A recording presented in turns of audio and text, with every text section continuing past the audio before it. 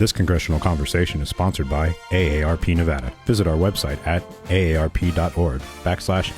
Your voice, your vote, our fight.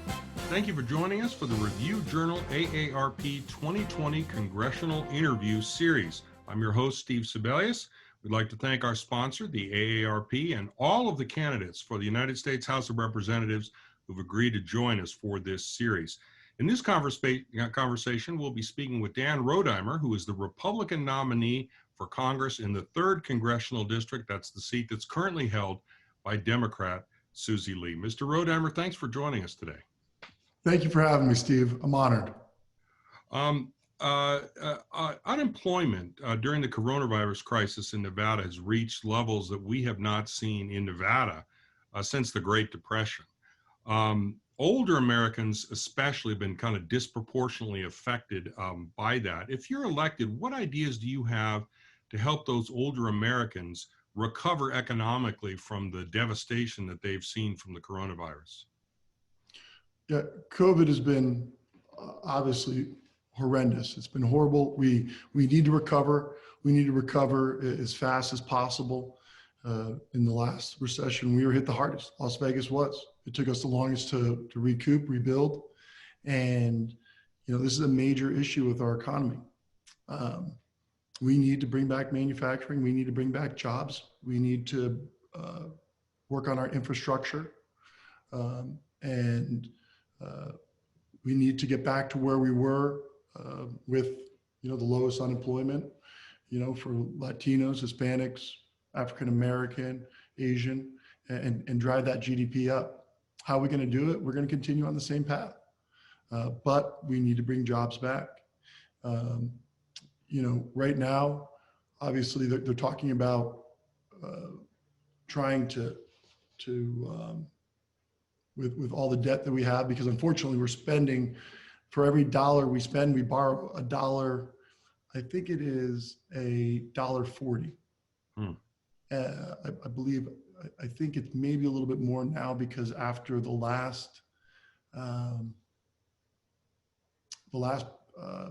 bill that they sent out to help folks out, the relief bill, we dumped a ton of money in, and unfortunately by doing that, obviously our debt's going to go higher and higher and higher.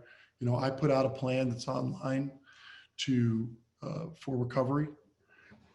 I believe from the very, very beginning, I'm not happy with what rules and regulations were implemented that shut us down for so long.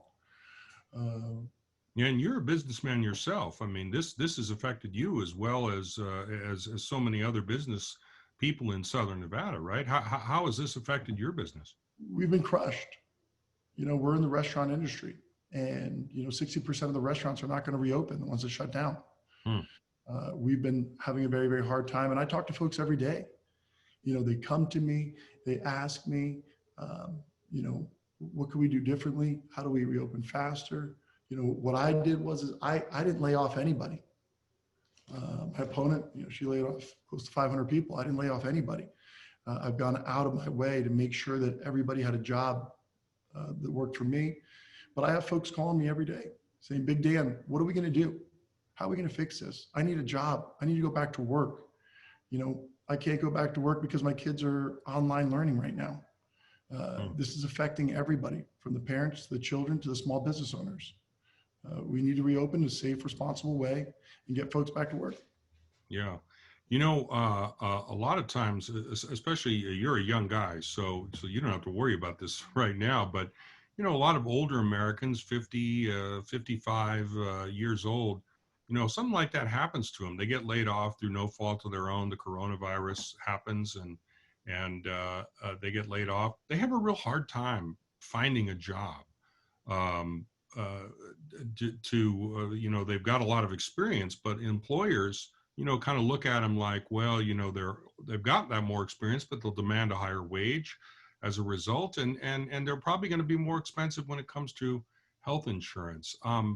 What ideas do you have for those older Americans looking for work, how they can be more successful given the economic realities? Yeah, right now it's across the board. It's not only for, for our older folks, younger folks, everybody's trying to get out there. And that's what we need to do is when we bring jobs back, we bring back manufacturing, it's going to bring jobs here. It's going to open it up. I've been a big advocate for job training to get folks out there. We have a lot of great technical schools, private technical schools. My opponent disagrees with me there. She doesn't like them, but these are great jobs. 18 months, you can become a plumber. 18 months, you get your electrician's license. 18 months, you get your HVAC license. There's a ton of things out there that you can still do. And then in 90 days, they have to get you a job with these private technical schools. We're going to need more and more and more and more of that. When we start doing that and we start bringing back manufacturing and we don't rely on China like we did for our medications, for pharmaceuticals, for ventilators, all these different things, we need to manufacture here in Nevada and bring them back, cut regulations, cut taxes. So that way we can get folks back to work, if they're older or younger. That's a great segue. We'll pick up on that discussion a little bit more on healthcare in a second. But first, we're going to take our first break. We'll be back with Congressional District 3 candidate Dan Rodimer as our RJAARP 2020 Congressional Interview Series continues. Stay with us. Today is full of opportunity to connect with others, grow as a community, and even improve lives. And AARP is in Nevada, helping to make it all happen, with resources to help you steer clear of fraud, helping to make our community accessible for all, and fun and educational events all over our state, because AARP has real value for you, your family, and for everyone in Nevada. So let's take on today together. Learn more at facebook.com/AARPNV.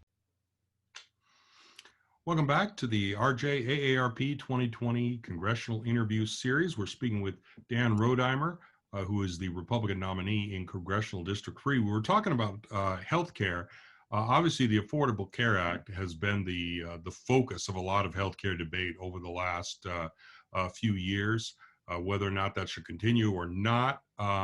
You're a Republican. I gather that you're not a big fan. I'm not a fan of it. Just to start off with, in regards to healthcare, I just want to make sure everybody knows that I will never, ever, ever vote for legislation, that doesn't allow pre-existing conditions. I want to make sure that if you have a pre-existing condition, you get healthcare. Mm-hmm. So there are some places where you would say, yeah, the government needs to mandate at least one thing, and that is protect pre-existing conditions. Absolutely. Healthcare in regards to Obamacare, it was a mistake. Fact is we were lied to. We were promised that you were going to be able to keep your doctor. You're going to be able to keep your insurance, and your healthcare costs were going to be lower. None of those happened. I think everybody out there has a different situation. I have 5 kids, Steve, and Sarah's going to probably have a baby maybe today, number 6. Oh, wow. Congratulations. So, thank you. We're very, very excited to bring another daughter into this world.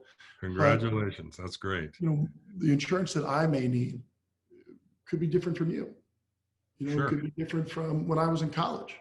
And, we need to have a market where, one, I'll never take anybody off of their current insurance until we have a program in effect so everybody can, to have insurance. But, I believe that, in competition, the more competition we have out there, the lower prices come down. Mm-hmm. Right now, we don't have folks wanting to go and become doctors, go to school, because they know that their payments on their student loans are going to be so high that they're not going to be able to afford to do it. Yeah. Do you think everybody should be covered by health insurance, whether it be by employer-based private plans, by Medicare, or by some other plan? Should every American have health insurance so as to have that confidence, knowing that if they get sick, they will be able to not only get health care, but also be able to avoid sometimes the huge bills that can drive people into bankruptcy if they don't have health insurance. Yeah, I believe that, anybody who wants insurance should definitely get it. We have Medicaid, we have Medicare, but we need to have options. We need to have options for different people across the board. I don't believe in socialized medicine. Mhm. I think it would be extremely damaging if we had a socialized medicine across the board, especially for our seniors. I mean, our seniors, imagine having rational care. This would, if you have 5 people that come into the hospital and we have ration care, it's going to affect the seniors. The doctor's going to try to take care of the people that they know they're going to live, and it's going to negatively affect our seniors. It's a terrible plan. My opponent believes in it. I don't. Let's protect Medicare, make sure that that our seniors have great health care, make sure that we get the prescription drug prices down, that they have options if they want to get it from Canada. The president came in and signed an executive order last week. He's going to be giving out $200 prescription cards out to, I think, 33 million people, to help. These are things that, we need to make sure our seniors are protected. We need to make sure that, the vulnerable are, if they go to they need to see a doctor, they can go to the hospital, they can get that care. That's what, the federal government is to protect the most vulnerable. Yeah. So when you said preserve Medicare, you're talking about continuing the program for those Absolutely. 65 and older and for those who have disabilities. The way it's set up now, you don't want to expand that program to younger people or eventually to all people, as Senator Bernie Sanders has advocated for a long time. I disagree with socialized medicine. Socialized medicine will negatively affect our seniors drastically. And just to clarify our terms, you think expanding Medicare to everybody would be the equivalent of socialized medicine? Correct. Okay. I think a socialized medicine program across the board would negatively affect a lot of folks across the board. And I believe that, having that open market and having competition will drive the prices down. It will allow you to see the doctor you want. I think with Medicare right now, I want to make sure our seniors are able to see the doctor that they want to see, that they feel comfortable with. And these are options that they should have. They deserve it. Yeah. All right. Sounds good. Well, we are going to take another break, but we'll be back in just a little bit with more questions and answers from Dan Rodimer as our interview series continues. Stay with us. Today is full of opportunity to connect with others, grow as a community, and even improve lives. And AARP is in Nevada, helping to make it all happen, with resources to help you steer clear of fraud, helping to make our community accessible for all, and fun and educational events all over our state. Because AARP has real value for you, your family, and for everyone in Nevada. So let's take on today together. Learn more at facebook.com/AARPNV. Welcome back to the RJAARP 2020 Congressional Interview Series. We're speaking with Dan Rodimer, who is the Republican nominee for Congress in the 3rd Congressional District, a former pro WWE wrestler. He's also a businessman, and we're talking, when we left, we were talking about healthcare. Let's talk about a little about Social Security. A lot of people are worried about the future of Social Security. In fact, the AARP took a poll and found that, I'm going to just check my notes here, 57% of the people were not confident in the future of the program. They didn't trust the government to keep its promises. They think money in the program is running out, and they believe politicians have taken money from the program in the past, which is true. I guess my first question, as a threshold question, is, do you think Social Security should continue in its present form, or do you support any form of full or partial privatization of the program where the money would be taken and invested in the stock market? What's your view on that? Yeah, I do not believe in privatization. What I do promise, and I want to make sure everybody out there, all of our seniors understand, I will never vote on a bill that will cut our Social Security. Folks have worked very, very hard. I talked to my parents about it the other day. The issue is And this is an issue on both sides, to be honest with you, Steve. They both parties blame each other, but the fact is my opponent, she hasn't worked on it at all. She's been there for 2 years. She hasn't worked on it at all. They're pulling money from one side to the other. Right now it comes down to, how much debt we have. We have all this debt because we're spending, $6 trillion in the last 2 wars, $60 billion, a year in Afghanistan. That money needs to come back, and it needs to come into programs, like our Social Security. Folks have worked hard. So, when I get there, I'm going to look at it. I want to look at the Ways and Means, committee. And I may not be on it, but these are issues that we need to come together, and we need to make sure we protect folks. There have been, depending on who controls the House, there have been instances where relatively junior members of Congress from Nevada have been able to secure seats on impressive committees. So we'll see what happens with that. The most recent estimates, though, by the Social Security Trust Fund show that its funds are going to be exhausted in 2035. And some people say even that estimate is too optimistic because with the coronavirus pandemic, as we talked about earlier, a lot of people are out of work. They're not paying into the system. And so that might move that date up. What ideas do you have, if you were elected, to stabilize the funding for Social Security? Well, it's going to come down to our economy. It's going to come down to where the money they're pushing out. Like I said earlier, we can't be bringing in $1 and borrowing $1.40 from China. We're upside down. We need to keep bringing back jobs. We need to keep rebuilding our economy. We need to start bringing in more and more and more money, so therefore we can cover these issues. In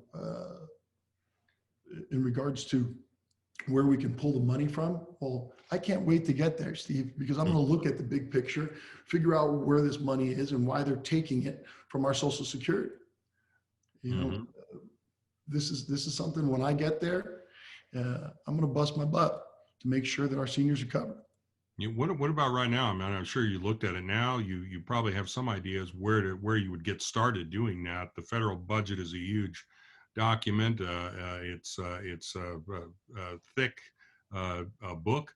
Any ideas where you could or either take money or other ways to find to stabilize the system? Yeah, our wars. Like I said, $6 trillion, Steve. We spent in the last 2 wars, $60 billion in Afghanistan. That money needs to come back, and it has to go into the programs that are going to support our seniors and support the folks here. I haven't seen the exact, I'm not on the Ways and Means. I'm not there right now. But like I said, my opponent hasn't done anything. At least when I get there, I can't wait to look at it and say, hey, look, this is where we're going to cut the fat, and this is where we're going to take care of the folks here. Yeah. Would you say this is a top priority for you going to Washington? Absolutely. This is a top issue. I mean, we got our seniors that have worked hard, paid into the system. Yeah. Okay. Yes, it is. Absolutely. All right. Well, we're going to take a quick break. When we come back, we'll talk about some specific ideas about Social Security proposed by Democrats and Republicans, and we'll get Mr. Rodimer to react to that. So stay with us as our debate series continues. Today is full of opportunity to connect with others, grow as a community, and even improve lives. And AARP is in Nevada, helping to make it all happen, with resources to help you steer clear of fraud, helping to make our community accessible for all, and fun and educational events all over our state. Because AARP has real value for you, your family, and for everyone in Nevada. So let's take on today together. Learn more at facebook.com/AARPNV. Welcome back to the RJ AARP 2020 Congressional Debate Series. We're speaking today with Mr. Dan Rodimer. He is running for Congress in the 3rd Congressional District. He's the Republican nominee. When we left off, we were talking about Social Security. Let's continue that discussion and talk about some specific ideas that people have proposed that would add longevity to the system and stave off the point at which Social Security could not pay full benefits. what about the idea of raising the Social Security withholding threshold? As you know now, you're only taxed on to a certain point, and you make beyond that, those wages are not taxed. Should that threshold be increased so that higher income people are paying more into Social Security? No, I think that, Steve, the issue is it's not raising here, raising there. It's looking at where we're putting money right now, which other committees are dumping money, whether it be outside of our country or whether it be here. And we need to look at it, and it's if the Department of Defense, or if these other departments have all this money going out, all right, and we don't need to, then we need to look at it. We need to bring it back. This is an ongoing issue. It's ongoing issue. We're spending more than we're bringing in. Mm-hmm. Yeah, you're talking about reallocating money. Yeah, we have to be fiscally responsible. We have to be fiscally responsible. And how do we do that? How do we bring more money back? It's rebuilding this economy to have that GDP that was on the way up. It was just going higher and higher and higher. Yeah. And the more we do that, the more we can protect our seniors. So if somebody said, hey, why don't we increase the current withholding tax that people are paying into now, you would not be in favor of that, it sounds like? When I get there, Steve, I'm not in Congress yet. And like I said, I have not seen, where our budget is and where they're spending. But I do know that we are spending way too much money on wars and dumping money outside that should be here, should be on with Social Security. It should be rebuilding our infrastructure. It should be promoting more jobs. It should be promoting, things that we need here. Until I get there, I'm not going to be able to actually see our numbers and Ways and Means. But hey, the problem we have right now, Steve, is we don't have a voice. The people here do not have a voice. My opponent finally decided to try to start being bipartisan. And what did she do? She got 50 votes last week. 50, right? She's not a voice. Unfortunately, we don't have a voice here. We don't have an AOC on the left or a Dan Crenshaw on the right that if they were working on a bipartisan deal, you know what? They would have got a lot more votes. You know why? Because they would go on CNN and MSNBC and Fox and they'd fight for the people. But we don't have that. So, speaking of that's what I'm going to do when I get there. Speaking of bipartisanship, there's a group called the Committee for a Responsible Federal Budget. It has Republicans and Democrats on it. They are basically saying that according to the trustees, the solvency date of Social Security could be extended out with smaller changes now as opposed to larger changes later. So I just asked you about, for example, the withholding tax. They said a 3.1 percentage point increase in that withholding tax now would extend that date, whereas if we waited until 2035 when those benefits could not be paid in full, it would take 4.1%. Ditto for other measures. So let me ask you this. I think you said from the very beginning that you would not support reducing benefits paid in Social Security. That's something you would not support. Correct. Okay. How about raising the retirement age to get full benefits? Right now, you have to reach a certain age before you can get the full benefits. If you wait till that age, or even after, you get a pretty healthy check. If you retire early, you get less. Should we raise that age? Well, when we get there, when I get to Washington, D.C., I want to look at all the options. The fact that people have worked so hard, my parents, my grandparents, my constituents, or soon to be all the constituents here in Nevada, they busted their butts to get there. I want to look at the entire plan and make a decision when I get there. But either way, I'm going to make sure that we get the money to fund it. How about by not raising taxes? Yeah. I think it's so that's off the table as far as you're concerned. Raising taxes even to add sustainability to Social Security, that's off the table. I think that there's going to be different options when we get there. uh, where we can be more fiscally responsible and move money from a number of other places that are just taking in way too much. You know, you take, On that tax question, take 1 you cent put from each that one off of the these. table? If we take 1 penny, right, from the Department of Defense for every dollar across the board, you know, we would have no problem funding it. So that sounds like that's your priorities, reallocation. Sounds like tax increases are off the board. That's not something you would support, even to increase Social Security stability. I mean, I would look at everything, but I am not a fan of raising taxes. Okay, fair enough, fair enough. All right, we're going to take another break. We'll be right back with more questions and answers on Social Security and other issues. We'll get to Medicaid coming up with Dan Rodimer as our debate series continues, or as our interview series rather continues. Stay with us. Today is full of opportunity to connect with others, grow as a community, and even improve lives. And AARP is in Nevada, helping to make it all happen, with resources to help you steer clear of fraud, helping to make our community accessible for all, and fun and educational events all over our state. Because AARP has real value for you, your family, and for everyone in Nevada. So let's take on today together. Learn more at facebook.com/AARPNV.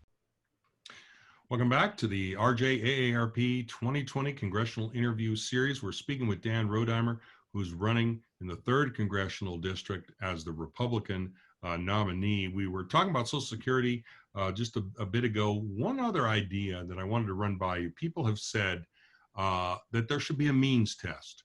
So take, for example, let's say tomorrow I went down to the Green Valley Ranch and I played the megabucks and I won the megabucks, and all of a sudden my income goes up and I'm now a millionaire. When I retire, I won't need the $2,500 in Social Security benefits. So somebody else might need it.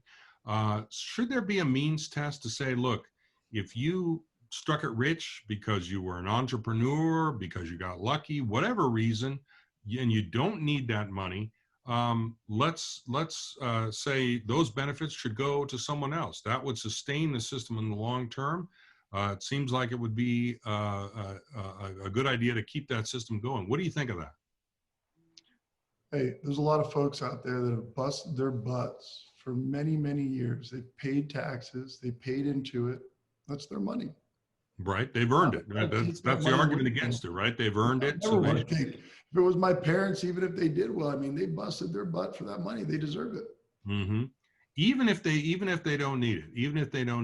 Well, what's the need though, Steve? You know, well, they worked hard. They paid taxes.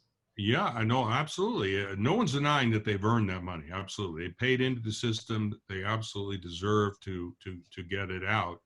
But I'm thinking again, using myself as an example.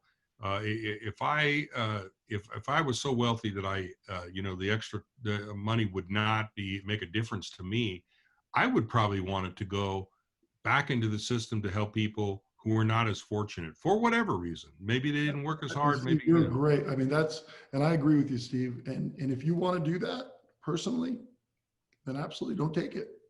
Mm-hmm.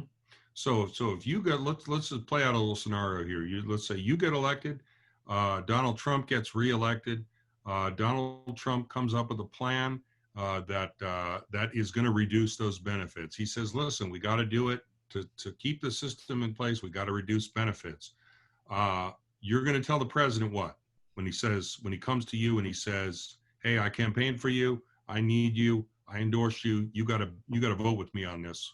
I know what you said on the campaign trail. You'd never cut it, but what are you going to do? What are you going to tell? I'm going to say thank you very much, Mr. President, for helping me. I appreciate it. But the fact is I have to do what's best for Nevada. Interesting. That might be an uncomfortable conversation for you. It might be. But I'm kind of I think, Steve, everybody knows that I'm not your average candidate. And I'm not going to be your average congressman either. That's true enough. I think you need a little bit more backbone in Congress. True enough. Well, that will be, and I'd love to be in on that conversation, by the way, if that happens. So let's switch subjects and start talking a little bit about the other big program that seniors rely on. It's the Medicare program, seniors 65 and over. We've already discussed earlier in our conversation that you don't want that applied to other people, like Bernie Sanders decided, he wants that. A lot of other candidates, especially on the Democratic side, and they were running for president. That was a radical idea in 2016 when he said it. All of a sudden in 2020, you had a lot more Democrats coming out for that. We've already established that you're not in favor of that. But even keeping the program the way it is, just for 65-year-old and older and people with disabilities, the trustees of the Medicare system estimate that in just 6 years, it may not be able to pay full benefits. Now, an AARP poll found that 93%, an overwhelming majority of older voters, want candidates to discuss what they will do to prevent cuts in the Medicare program. So here's your opportunity. What do you tell that 93%? How are you going to avoid those cuts in the Medicare system? We keep doing what we're doing. I mean, after COVID, I want to make sure that, we reduce prescription prices for folks. I want to make sure that, our seniors are covered across the board. What I don't want to see is folks going on to a socialized medicine across the board, where, like I said, ration care. We need to expand telehealth. We need to give more options for the seniors that are out there, to make sure that, if they need to see somebody right away, they can see somebody, whether it be telehealth, if they need to get prescription prices. And I believe in transparency for our prescription prices. I believe that, CVS and Walgreens and all the other prescription companies out there, if they are completely transparent, then you know what? They got to compete with each other to lower those prices. Great transition. I will come back and we'll pick up on that very point when we come back after this next break. So stay with us as we continue with our RJAARP 2020 Congressional Interview Series. Today is full of opportunity to connect with others, grow as a community, and even improve lives. And AARP is in Nevada, helping to make it all happen, with resources to help you steer clear of fraud, helping to make our community accessible for all, and fun and educational events all over our state, because AARP has real value for you, your family, and for everyone in Nevada. So let's take on today together. Learn more at facebook.com/AARPNV. Welcome back to the RJAARP 2020 Congressional Interview Series. We're speaking with Dan Rodimer, who is the Republican nominee in the 3rd Congressional District. And when we left off, Mr. Rodimer, you said, and you've said this on your website, that transparency in pricing can help bring down costs. People can see how prices are arrived at. There was a bill in the Nevada legislature on this very same subject, a bipartisan bill brought by Democratic Senator Ivana Cancela. It was ultimately supported by Republicans, signed by Republican Governor Brian Sandoval. Would you support a process like that? Her bill applied specifically to drugs to treat diabetes, insulin, and then asthma drugs, but she wants to expand it to all drugs. Do you support that kind of approach? I mean, I look into it. I haven't read her bill, but, I believe in transparency. I believe that, we should have options to be able to get medicine from other countries. The president came in with an executive order the other day, pushing for these things, pushing for, obviously, like I said, telemedicine. We want to make sure that we don't have surprise billing. That's going to be another issue. If we don't have surprise billing, people are going to have that option. It's going to drive down pricing.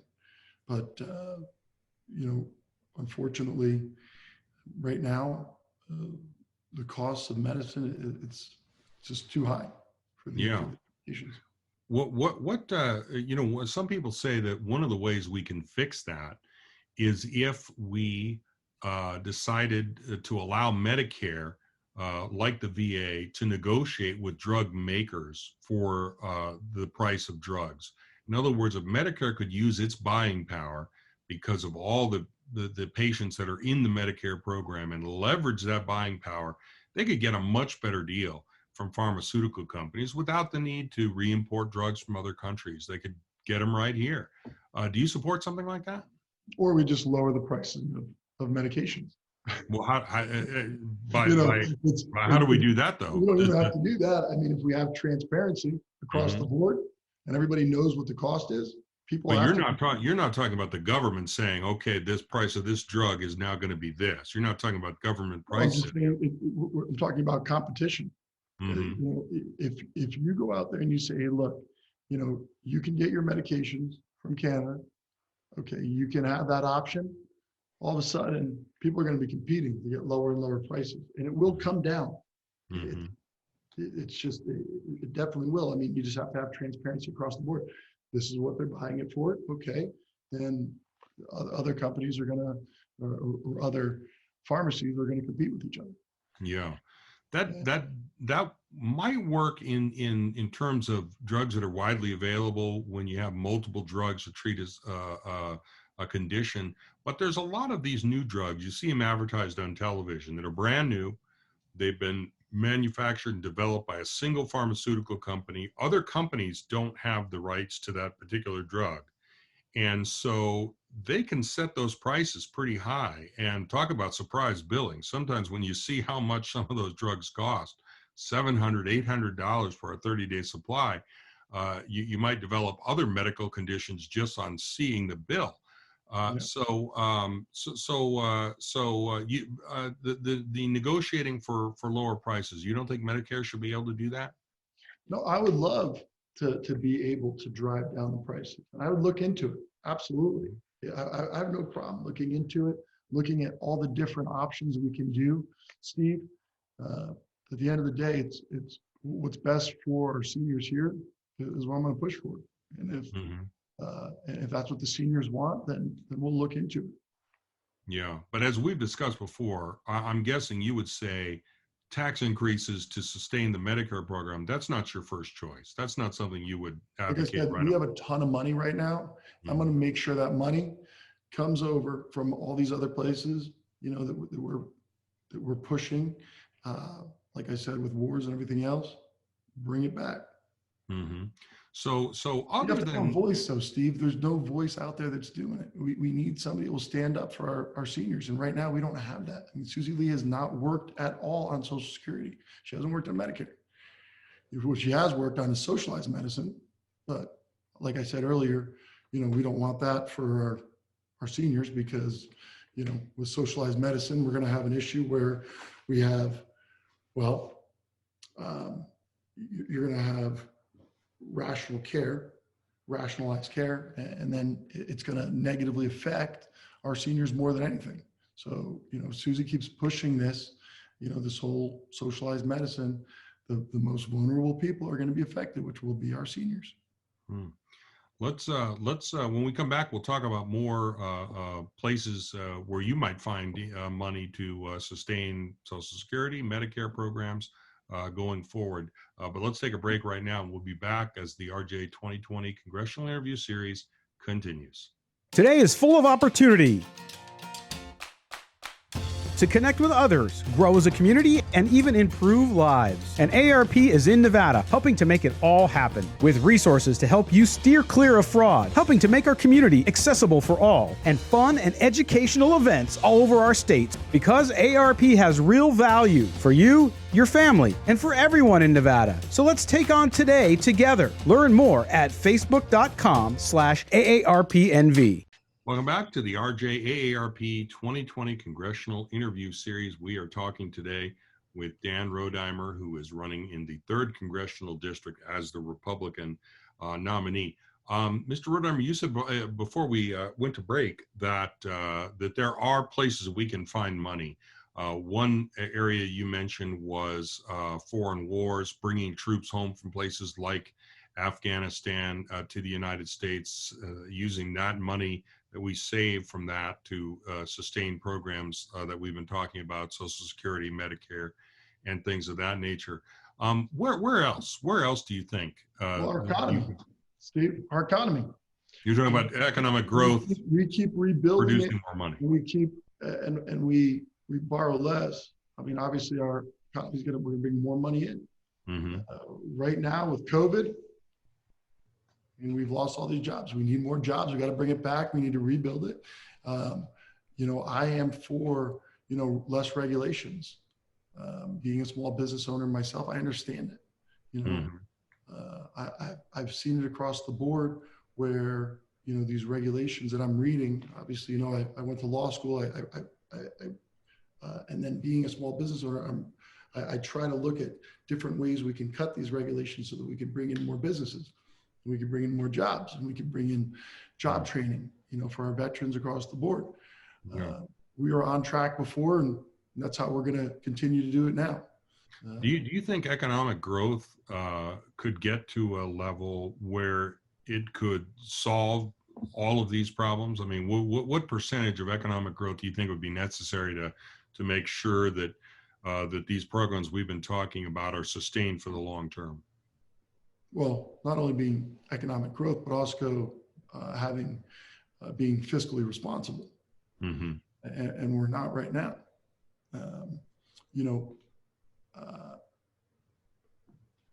The issue is looking at all of these different areas that we could bring them in. Obviously, like I said earlier, I'm not on the ways and means, but we can't be spending money and just pushing it out to other countries when we could be bringing it in, and making more money. How are we going to do it here? Obviously, like I said earlier, COVID has crushed us. It's crushed us. We were not prepared for it. We need to make our medicines here. We need to stockpile our medicines here. We need to be prepared because you know what? Other countries that don't like us, they know what our vulnerability is now. So we need to be more prepared. You talked about on your website about making medicine here in America as opposed to importing it from overseas, and that's an area of vulnerability. I imagine the reason that they did that, and I'm not a businessman as you are, but I imagine the reason they did that was it was cheaper to make it overseas. How do we get them to bring it back here when they left in the first place because it was cheaper to do it over there? We got to keep doing what we're doing. More opportunity zones, more tax incentives to be able to come over here, reopen. Look at Tesla, they came in. If we have right now, our raw goods, they're all being manufactured over there. Bring them back here. How do we bring them back? Obviously we already have tariffs in place. We've deregulated a ton, and we need to keep doing that. The more we do that, the more jobs are going to come back, and we've seen it. That's why our GDP went through the roof. That's why folks went back to work, and then we had, the lowest unemployment. I'm afraid of, the current, here in Nevada, at least, they want to keep pushing it out.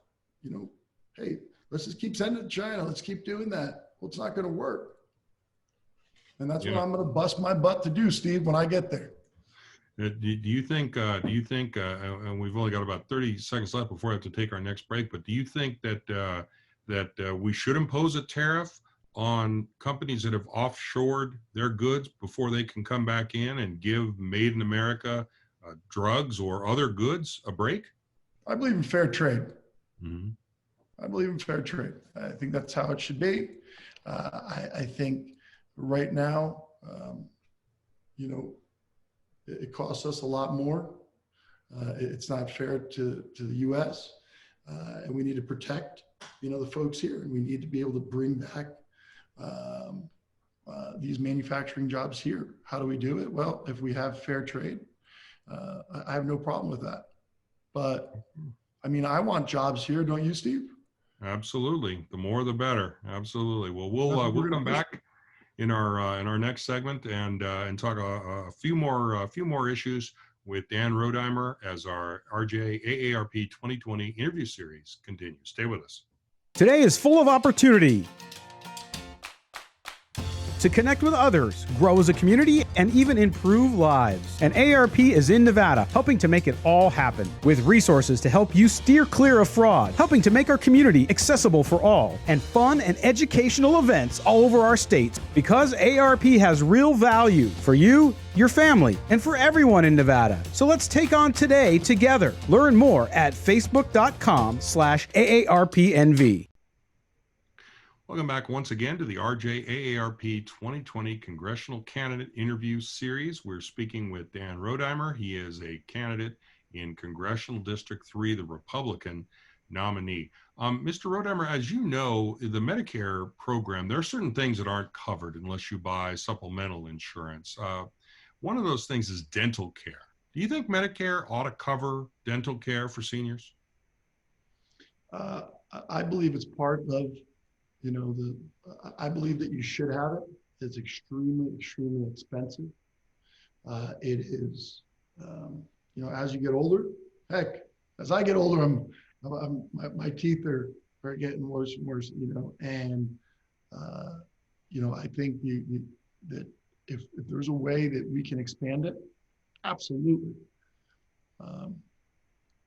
This is an issue that I've heard from a number of people as well.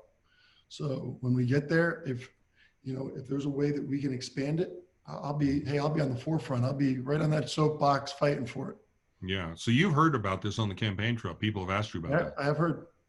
Yeah, because it is expensive. People have brought it up. We haven't really gone into detail on it, and I haven't heard all the different options of how to do it. But it's definitely something that I would love to be able to add to Medicare. Mm-hmm. There's other things, eye exams for prescription glasses, routine foot care, which is important for people who suffer from diabetes, fittings for hearing aids, things that you would think would be covered, right? As you get older, you need hearing aids and you need eyeglasses, and they're to find out they're not covered. I bet a lot of people initially are surprised when they look at their booklet and say, "Whoa, that's not covered." Yeah, my grandpa, he has diabetes, and he has to get special shoes. And he worked for years and years and years, and he has separate insurance. But no, I think if folks need it, they should be able to get it. Yeah, absolutely. All right, well, Mr. Rodimer, I really appreciate you taking the time to speak with us on these issues and talk with us about your ideas for what's going to come if you are elected to Congress. You're our first candidate who we've scheduled this with, so I really appreciate you taking the time to do it. So thank you again for being available. Thank you, Steve. Absolutely. Have a great day. God bless Nevada. God bless America. Absolutely. Well, that's all the time we have for our congressional interview series today. I'd like to thank my guest, Mr. Dan Rodimer, who is the Republican nominee in the 3rd Congressional District. And thank you also to the AARP for their sponsorship of this debate series. You can stay up to date on all the 2020 political news on our website at www.reviewjournal.com. Also check out our mobile app. Until next time, for the Las Vegas Review Journal, I'm Steve Sebelius.